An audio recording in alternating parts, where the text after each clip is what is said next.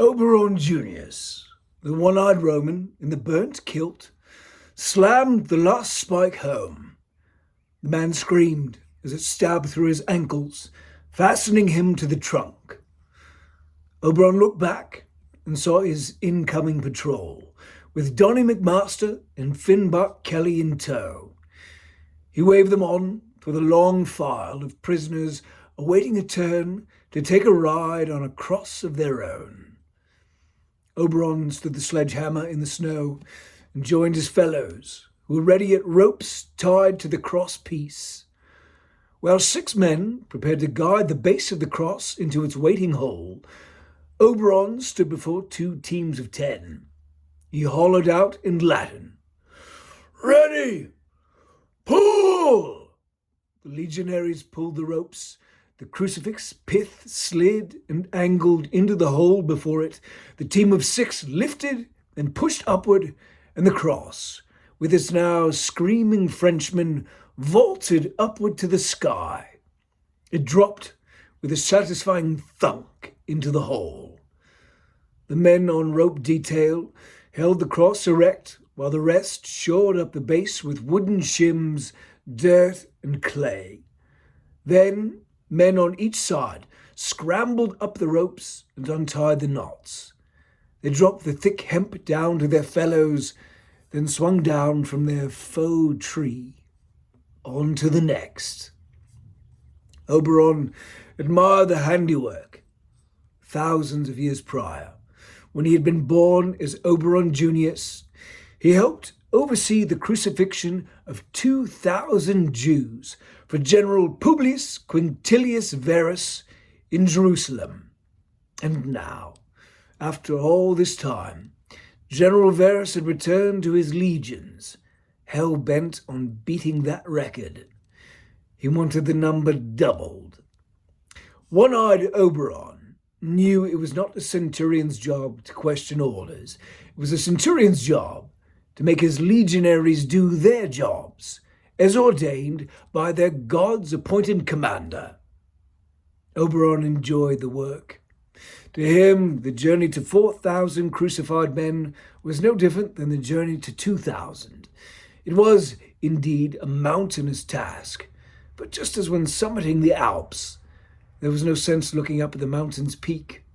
The trek could only happen one step at a time. Looked at any other way, it would seem hopeless. They would crucify one man at a time until they reached 4,000, or 40,000, or 400,000. With grit and determination, nothing was impossible.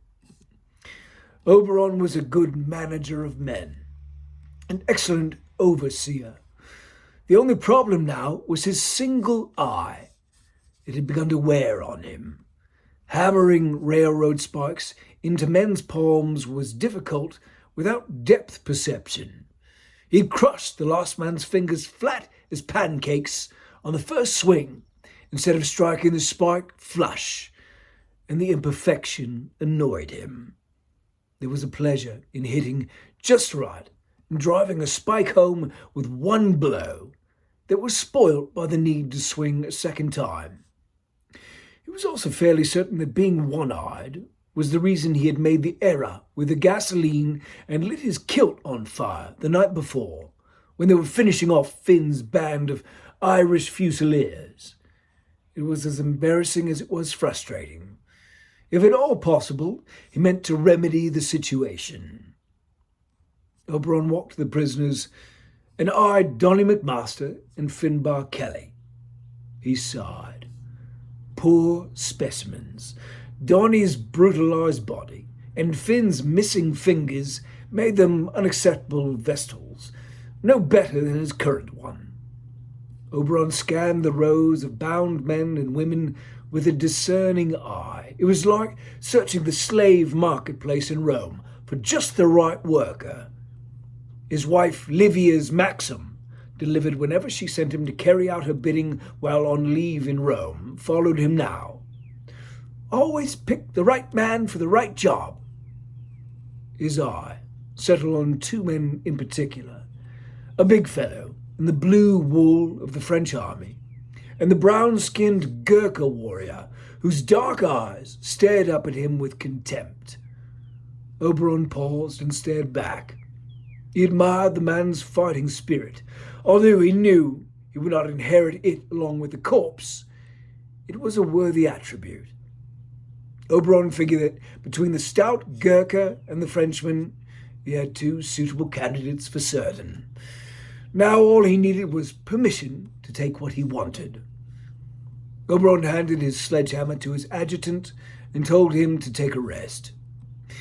He made one last appraisal of Nepalese Corporal Judah Jai Pandit and the big Frenchman. Then he jogged off into the snowy field. Judah Jai watched him go. He did not know what the dead man wanted with him, but whatever it was, he hoped to make him pay a high price for it. Maybe he could take that second eye before they killed him. It would be a small satisfaction, but if that was his final act of defiance, it would do. As Oberon passed through the ranks of trees his legion had killed and turned into torture vessels, he factored out the task still before them. They had mounted nearly 100 citizens and soldiers between midnight last night and now. At that pace, they would get all of their current prisoners onto trees well before dawn. If they wanted to keep a good, steady workflow, they would need to send out more hunting parties to gather victims.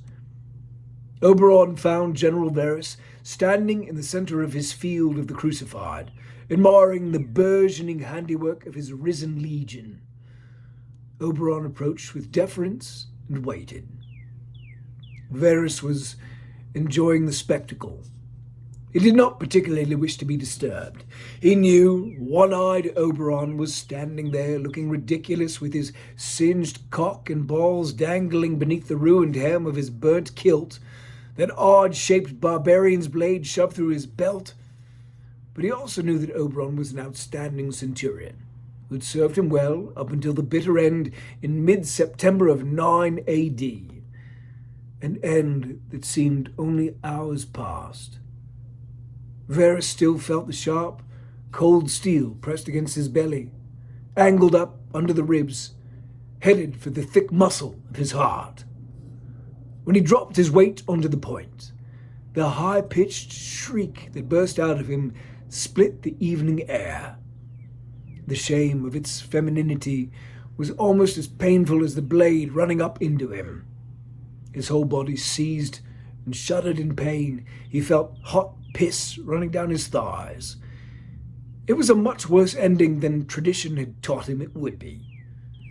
Mercifully, Varus lost consciousness quickly, well before the Teutonic warriors captured the position, and with it, his head as a trophy.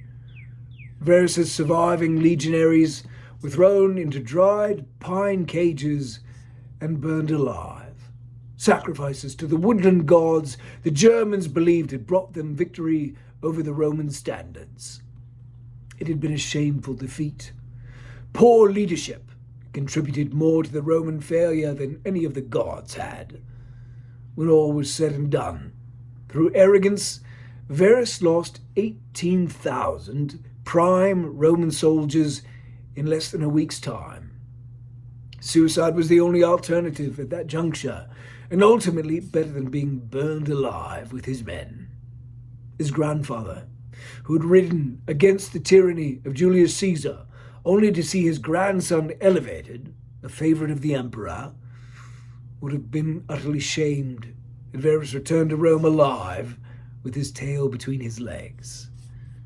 And now, Centurion Oberon Junus was a glaring, one-eyed, burnt-scrotumed reminder of that shame.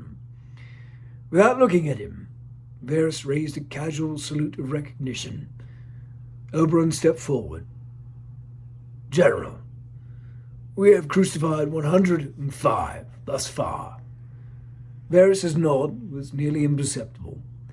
"We have 100, give or take, prisoners left to crucify. Then the cupboard will be bare." Varus gave that information a breath of calculation. "Leave half your men to crucify the remainder, then take out a sentry and hunt down more of them. I have made a guarantee of 4,000. So it must be. Oberon nodded. Yes, sir. There is a city to the south. We will reconnoiter there and see what we can find. Varys nodded, dismissing him. Oberon paused. Varys's eyes flitted to him. There is another matter, sir. A small one. Of personal nature, Oberon said. Yes? I was thinking I might take a better body. Varys's gaze was cold and hard. We are Rome. We make do with what we have, and we do not complain of what we have not. Oberon flushed with shame. He began to wish he kept his mouth shut. Now that he had opened it, he knew finishing was the only thing to be done. Yes, General. But I was hoping I might simply take one of the prisoners and move into him. I'm not as good to you as I would be with 2 eyes, sir. It's made an oath of me with my hands. Varys considered it as he stared up at the crucified. He turned back to Oberon. Do as you see fit. I will trust your judgment, but choose well. We do not have time for foolishness or vanity. Oberon bowed, a smile lighting up his disfigured face. He thought perhaps smothering the Gurkha or the Frenchman would be the best way to kill the body while preserving the vessel for his future use. He promised himself he would be neither foolish nor vain in the execution. When he looked back at Varys to say as much, something strange occurred. Varys looked at him. A bolt of terror surged across his features, eyes rolling. His arms shot out toward Oberon as if to keep him from falling. His eyes lolled back in his head, revealing bloodshot whites. And then the body Varys had taken over collapsed to the snow, empty.